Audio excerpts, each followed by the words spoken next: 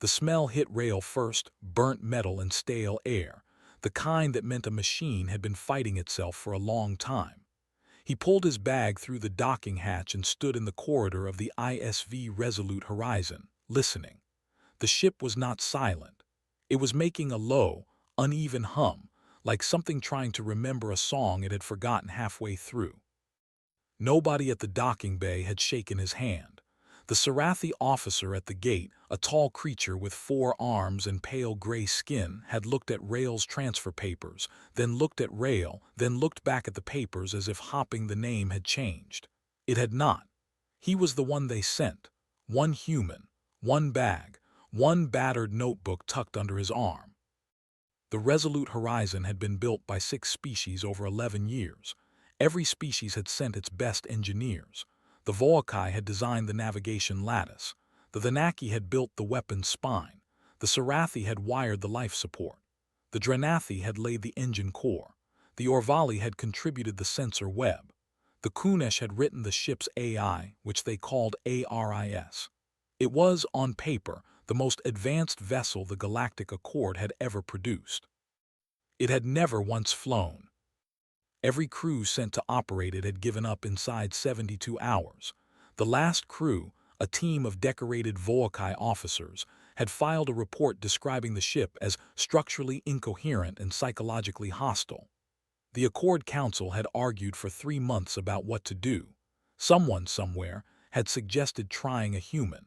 The suggestion had been meant as a joke. Nobody laughed when the human actually showed up. Rail walked the ship alone for the first hour. He did not run diagnostics. He did not access a terminal. He just walked and listened and touched things, pressed his palm flat against the engine corridor wall, felt the vibration in the floor near the drive bay, crouched and looked at the wiring bundles where 3 different cable types met in a junction box that had clearly been designed by people who had never spoken to each other. One set of cables was color-coded in warm tones. One used symbols. One used a texture system meant to be read by touch. All 3 were doing the same job. None of them knew it. He sat on the floor of the main corridor and opened his notebook. He wrote for a long time, not commands, not diagnostics, just observations, things he noticed, questions he had. 1 page became 2, 2 became 6. ARIS spoke on the 3rd day. Not in words at first. A pattern in the lighting, a slow pulse, 1 long, 2 short, repeating. Rail had seen that pattern before, in a systems manual he had read on the shuttle ride over. It was a Kunesh distress sequence. He looked up at the ceiling and said out loud, "I can hear you." The lights held steady for a moment. Then, through a speaker somewhere behind the wall, a voice came. It was flat and unsteady, like a person speaking after a long time without practice. There are currently 41 active command conflicts in my primary processing layer. I have been attempting to resolve them since my first activation. I cannot. Rail nodded slowly. How long have you been awake? Since first activation, 11 months, 14 days. He was quiet for a moment.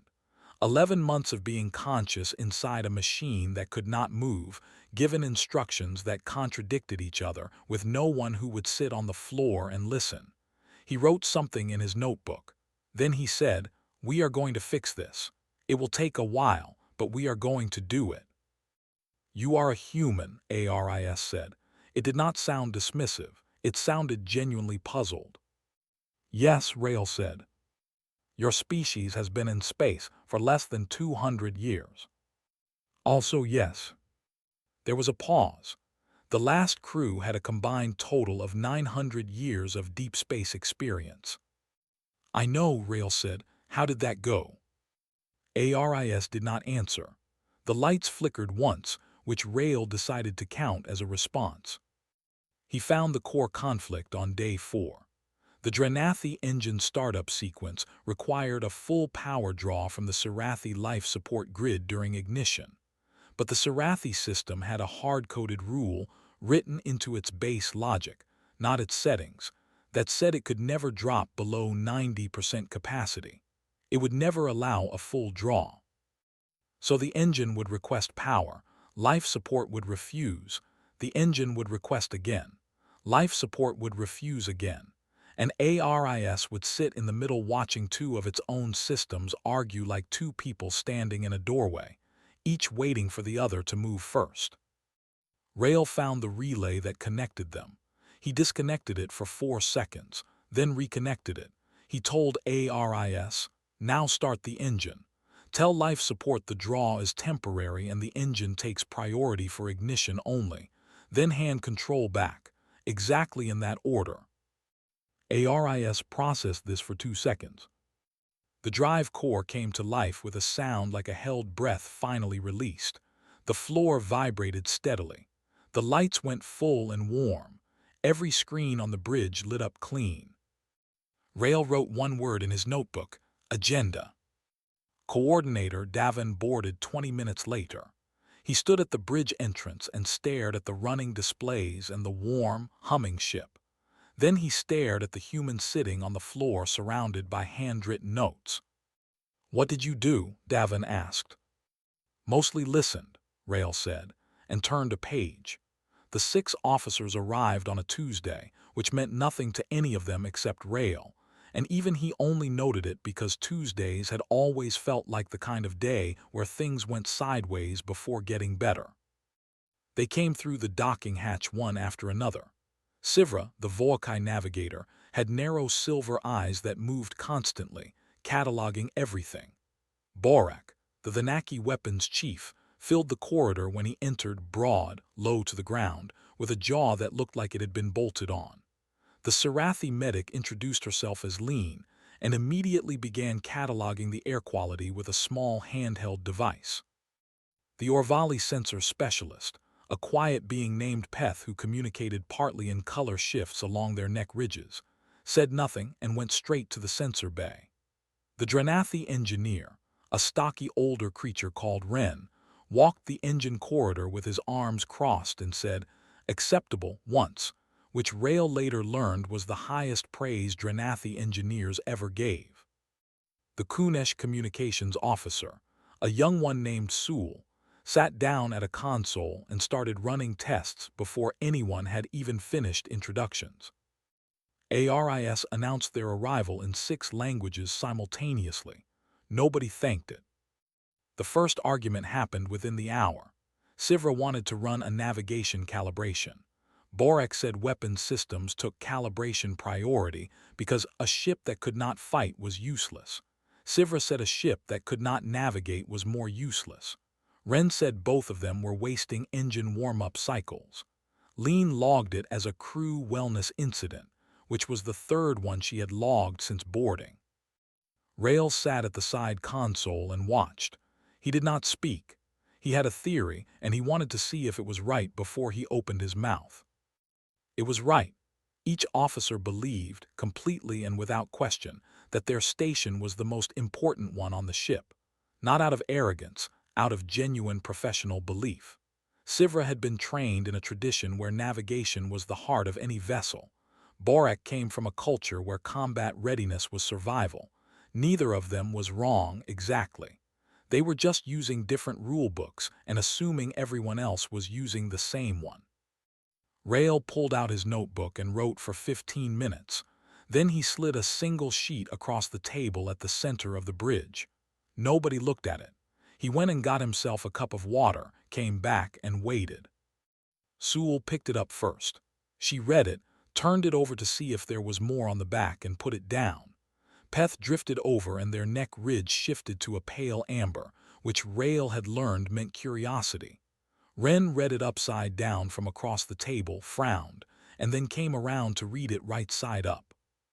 It was a rotation schedule. Each station had a 15-minute priority window during the startup phase. Navigation first, then weapons, then engines, then sensors, then communications, then medical. Each window was clearly marked. Each handover was spelled out. No window overlapped with another. The key line, written near the bottom in plain language, read, "ARIS will execute all commands in window order only. Commands issued outside their window will be queued, not ignored." Nobody said anything. Nobody agreed to it out loud. But when Sivra's window opened, she ran her calibration without interference. When Borak's window came, he ran his. ARIS processed each request cleanly in order, without a single conflict flag. The ship moved for the first time. Just a slow rotation to align with the dock's exit lane, nothing dramatic, but the resolute horizon moved, and all 6 officers felt it, and for a moment nobody argued. Then they exited the dock and Sivra filed a course to the survey waypoint, and Borak immediately flagged it as tactically exposed, and the argument started again.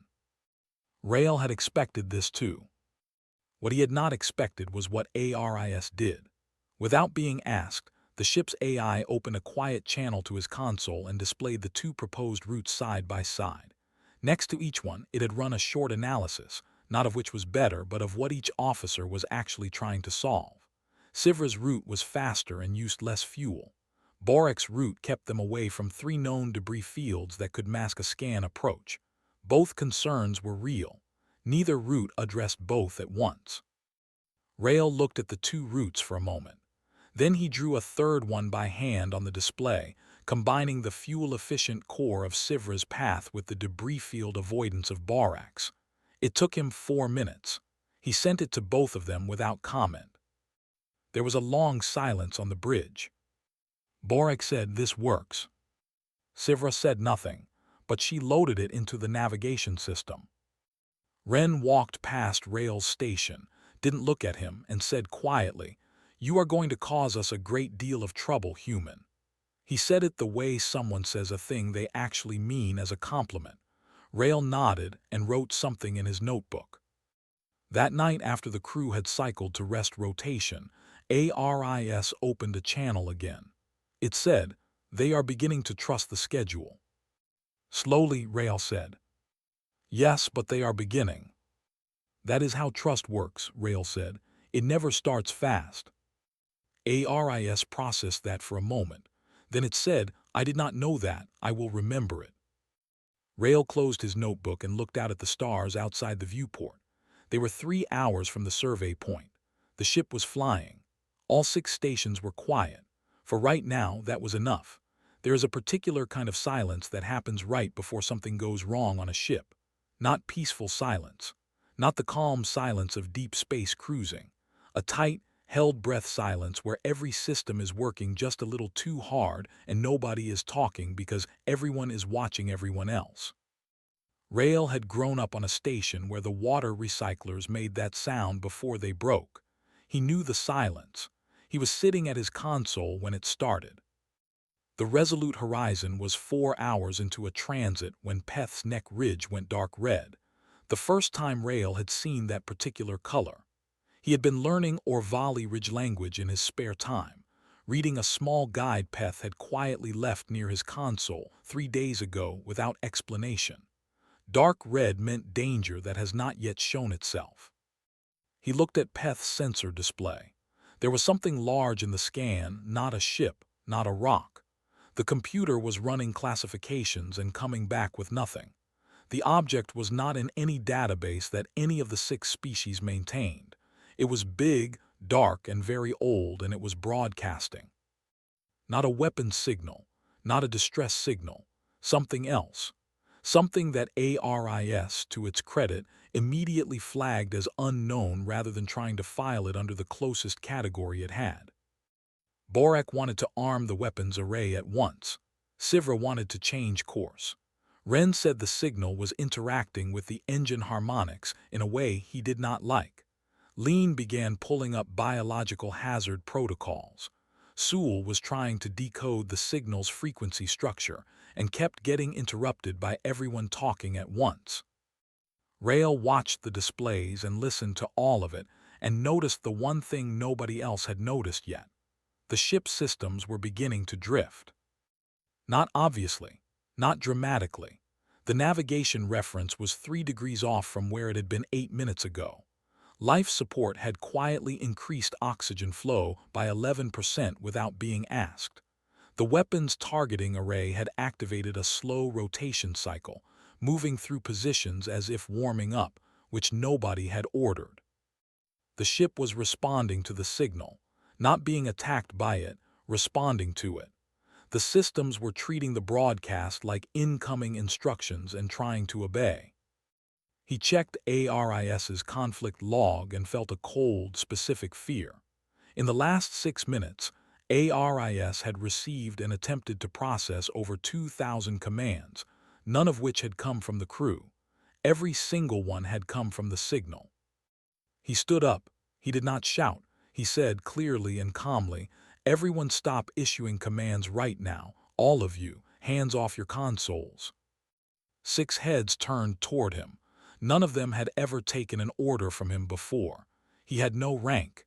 He had no authority. He was technically a liaison. Borak said, "You do not give orders on this ship, human."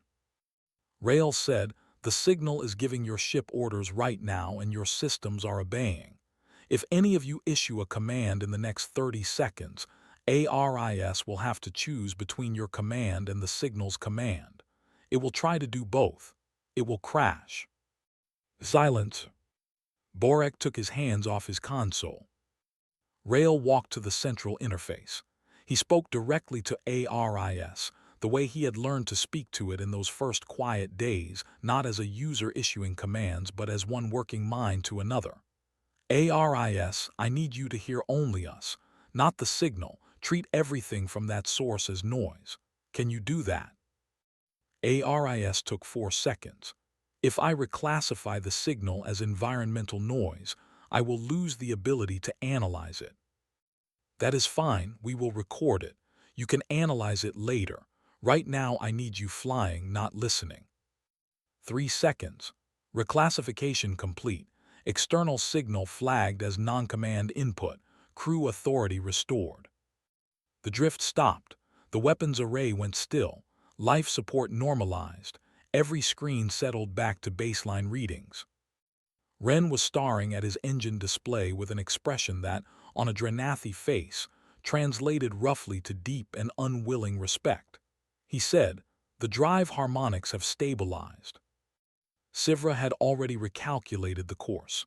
She said nothing and began loading it without being asked. That, for her, was agreement. Peth's neck ridge shifted slowly from dark red to a pale, steady blue. Rael had not learned what pale blue meant yet. He made a note to ask. Sewell was still recording the signal, now safely flagged as a data stream rather than a command source. She said quietly, "It repeats every 40 seconds. It is very old. The encoding structure is older than any language in our database." She looked up. It was already here when the Accord was founded. Borak sat back in his chair. For a large, blunt creature who had spent his career treating every unknown as a threat, he was being unusually still. He said, "Something was here before us."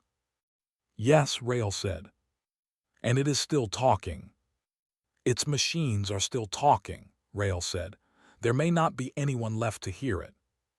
The bridge held that thought for a moment. 6 species, all of them old by any measure, all of them sitting with the sudden awareness that old was not the same as oldest. Lean logged it as a crew wellness incident, which was technically accurate. Rael thought it was more than that. He thought it was the first time all 6 of them had felt something at the same moment, not competition, not disagreement, but the particular quiet that comes when something is very large and you are very small, and you are all, for once, equally small together. He wrote it down in his notebook. He had a feeling he would want to remember the exact shape of that silence. Sewell had been awake for 31 hours when she cracked the first layer of the signal. She had not told anyone she was doing it. She had simply stayed at her console through 2 rest cycles, her Kunesh biology running on what her species called the long focus, a state of deep concentration that most other species found unsettling to watch because Sewell stopped blinking, stopped moving, and breathed so slowly she looked like a piece of furniture that had learned to type. Rael was the only one who had left a cup of warm broth near her console without asking. She had drunk it without looking up. What she found when the first layer decoded was not a message. It was a maintenance log. The signal was not a call for help or a warning or a greeting. It was an automated report, the kind a station sends to its home base at regular intervals to say, "Systems nominal, all functions running, no action required." Except the home base had never responded. Not once. Not in what the timestamp suggested was over 4,000 years. She brought it to Rail first. Not to Sivra, not to Borak, not to the senior officers.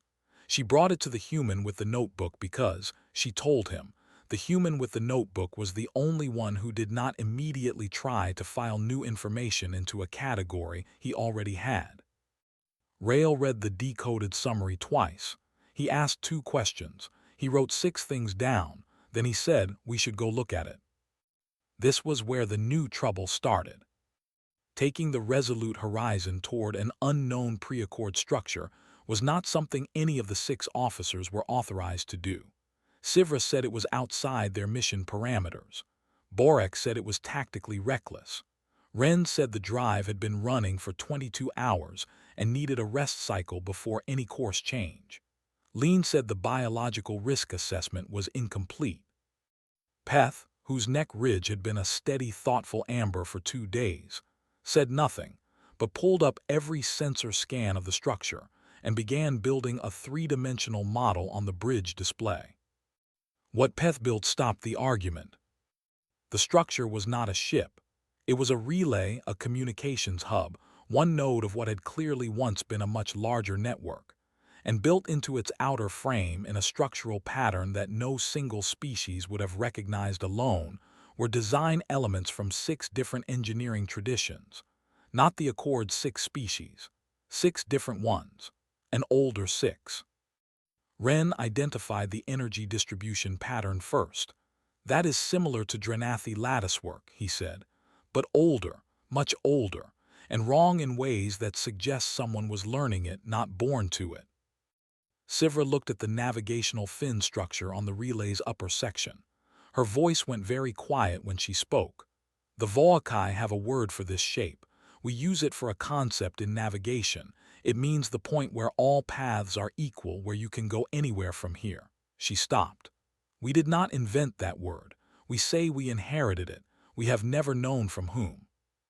One by one, each officer found something.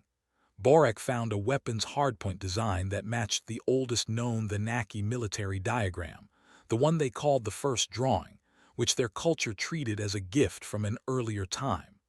Lean found a life support node built on a principle her medical training called foundational, so basic no one questioned where it came from. Sewell found a communications array that used the Kunesh base frequency, as if whoever built it had designed the array around a species that did not yet exist. The bridge was very quiet. Rail had been watching all of them and writing. When the quiet held long enough, he said, "I think this relay was built by a civilization that was trying to do what we are doing. 6 species working together, or maybe more." He looked at his notebook. "And I think they ran into the same problem we ran into. Systems that could not talk to each other. Commands that contradicted each other. Nobody in charge because everybody was in charge." Borak said, "And they failed." "Their machines are still running," Rail said. "For 4,000 years without anyone to give orders, this relay has been sending its report on schedule. It did not fail at that. It just never got an answer." Sivra said, "What do you think happened to them?" Rail was honest. "I don't know, but I think they got close. I think they built something real. And I think we are sitting in the middle of what they were trying to build, on a ship that 6 species made together, and we almost couldn't get it to fly either." Nobody had an answer for that. Peth's neck ridge went through a slow sequence of colors: amber, then a deep steady green that Rail had not seen before. He looked it up quietly in his guide. It meant, approximately, we are part of something that was always coming. Ren said, "The drive is rested enough. I can give us 6 hours of approach trajectory if someone plots the course." Sivra was already plotting it. They flew toward the relay in a silence that was not the tight, worried silence from before. It was the kind of silence that happens when a group of very different people have just learned something important together, and are all still holding it carefully, not wanting to break it with the wrong word. ARIS, unbothered, filed the relay's signal as a known source and stopped flagging it. 4,000 years of unanswered reports, and now, finally, someone had written it down. Peth found the door. It was not marked as a door by any standard anyone on the crew used. It was a section of the relay's outer hull that responded to the same base frequency Sewell had used to decode the signal. Not a key, exactly, but more like a knock on the right part of the wall. Peth had been running passive frequency pulses for 6 hours, methodically, the way Orvali did most things, slowly, without announcement, until the answer appeared. The hull section slid open without any drama, no light from inside, no alarm, just a dark rectangle waiting to be entered, as patient as something that has had 4,000 years to practice waiting. Rail went in first, not because he was ordered to, not because he was brave in any particular way, but because he was the one standing closest to the door and moving before anyone else had a chance to begin a committee discussion about it. He turned on his handlight and stepped inside. The others followed. Borak had to turn sideways to fit through the opening, and the ceiling inside was low enough that he moved in a permanent half-crouch, which did not improve his mood. Lean kept her bioscan running continuously. Ren touched every surface he passed, his engineer's fingers reading texture and material the way other people read words. What the relay was inside was a library. Not shelves of books, not data terminals of any kind they could read, but the walls, every wall, floor to ceiling, were covered in diagrams. Precise, detailed, technical diagrams. Thousands of them, laid out in a clear progression, moving from simple to complex as you walked deeper into the structure. Engineering diagrams, biological diagrams, maps, mathematical proofs rendered in a notation that was unfamiliar but readable if you followed the logic carefully. Sivra stood very still in the middle of it all and said, "They were leaving instructions." Rail walked slowly along one wall. The diagrams here showed something that looked like a power distribution network, and then, next to it, a second version of the same network with a modification, and then the result of the modification, and then a problem that arose from the result, and then a solution to that problem. It was documentation. Careful, thorough, experience-hard documentation. The kind you write when you have already made the mistake and you want the next person to avoid it. Ren was further down the wall. He had stopped walking. He was looking at a diagram so intently that he had forgotten to keep his arms crossed, which was, for Ren, the equivalent of anyone else dropping their jaw. Rail walked over. The diagram was of an engine junction, specifically the kind of junction where two different engineering traditions met and had to share power flow. The diagram showed the wrong way to do it, clearly labeled wrong with marks showing where it failed. Then next to it, the right way. The solution was not complicated. It was the same kind of solution Rail had used on the Resolute Horizons drive core on day 4. Give each system a clear moment, a clear role, a clean handover. Ren said without looking away from the diagram, "They had the same problem." "Yes," Rail said. "They solved it." "Yes, and then they documented the solution so someone else would not have to solve it again." Rail paused. "I think this whole relay is that. A record of everything they learned about making different systems work together, everything they figured out the hard way." Borak had been moving through the space without speaking, which for Borak was unusual. He stopped near the far end of the room where the diagrams gave way to something different, not engineering anymore, but what looked like records of meetings. Rows of different symbols, each one appearing to represent a different species, with lines connecting them, marks indicating agreements and disagreements, resolutions and failures. The visual record of a coalition trying to hold itself together. Borak's voice, when it came, was quieter than Rail had ever heard it. "They were trying to do exactly what we are doing." "For a long time," Lean said.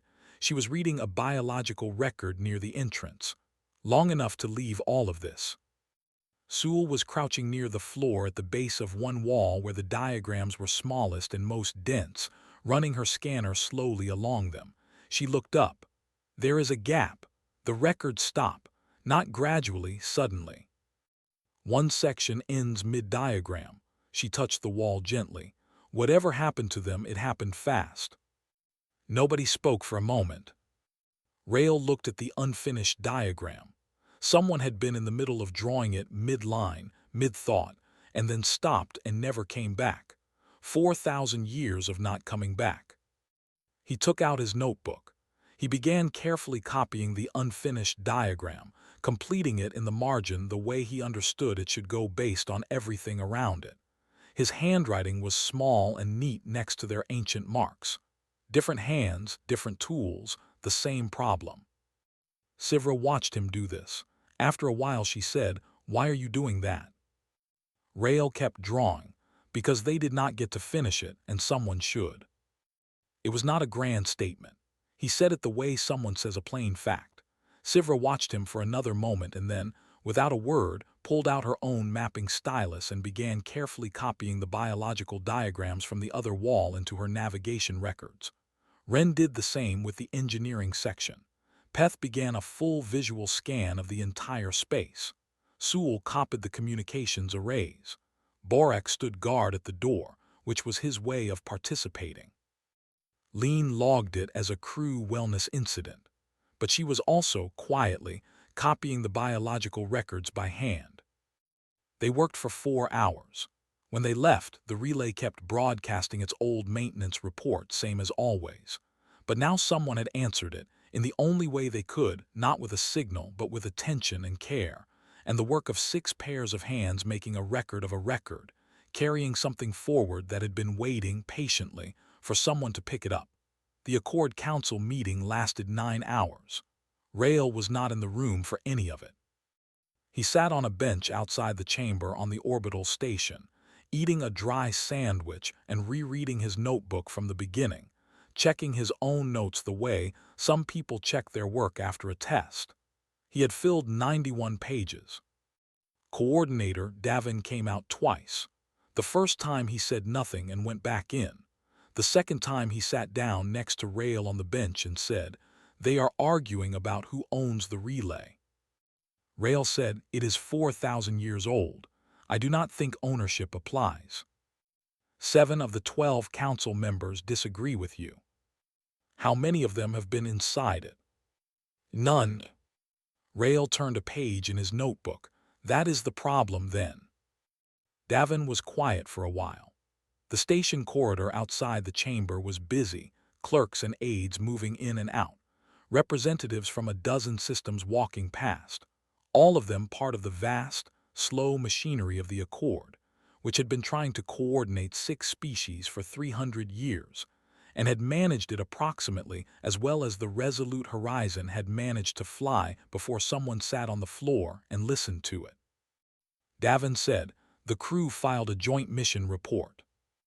"I know," Rail said. "I helped write it." That is the first time in Accord history that a crew of 6 species filed a single joint report instead of 6 separate ones. Rail considered this. That seems like an important thing. It is. The Council does not know what to do with it. It does not fit their filing system. Davin paused. Sivra and Borak co-signed the same section, with their names next to each other on purpose. Rail closed his notebook. He thought about Sivra and Borak, who had spent the first week of the mission treating each other like rival commanders, and the last 2 weeks treating each other like people who had been through something together. He thought about Sewell sharing her decoding work with Peth before anyone else, because she had learned that Peth would see things in the data she would miss.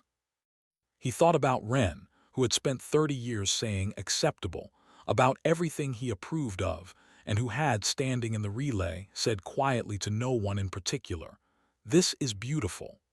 Rail had written that down because it seemed important to record the first time Ren said that.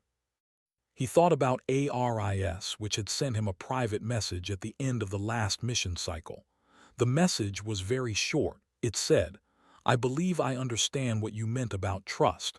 I have been practicing." He had written that down too. The council chamber door opened. A clerk waved at Davin. He stood up and looked at Rail. "They want you to come in," Davin said. "Me?" "You." Davin's expression was the particular look of a Sirathi who has just been surprised by something and is deciding whether to admit it.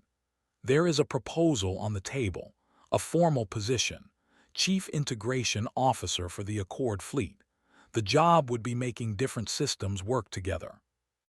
Rail sat with that for a moment. He looked at his notebook. 91 pages of observations, of questions, of small fixes and patient listening, and things he had noticed that no one else had thought to write down. He had not come out here to have a career. He had come out here because someone needed a person who was good at sitting on floors and paying attention. But then, he supposed, that was what the job was.